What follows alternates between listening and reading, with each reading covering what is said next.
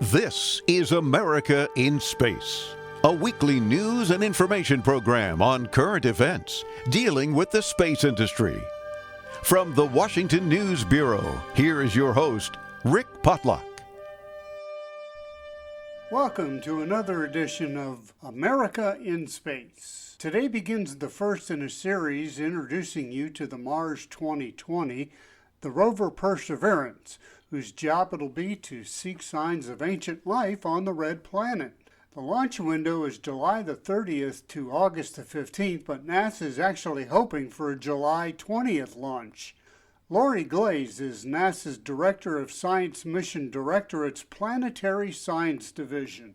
She explains Perseverance's activities. Perseverance is the most sophisticated mission we've ever sent to the red planet's surface.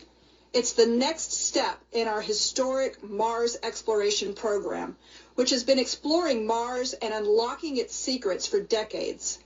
And we couldn't be more excited about it.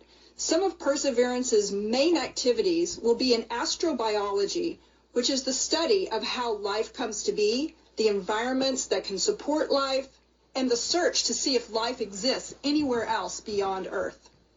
This is the first rover mission designed to seek signs of past microbial life by collecting and caching rock and soil samples that will be returned to Earth by future missions.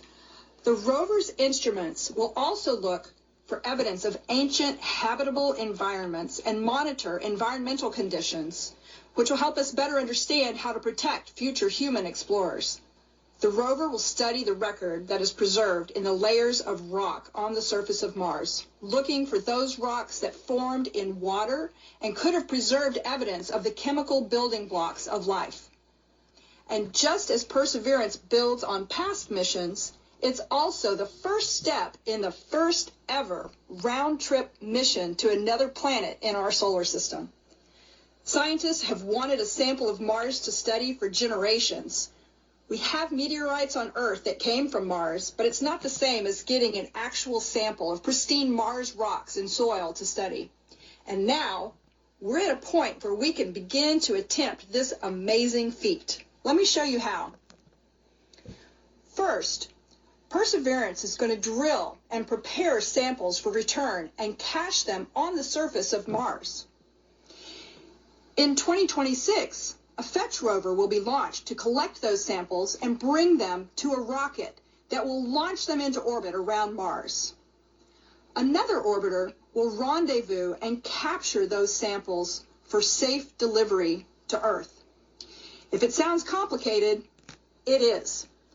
The technology to return the samples that Perseverance collects is maturing, but NASA's investments in developing autonomous robots and landing large payloads on Mars have laid the groundwork for a successful sample return campaign.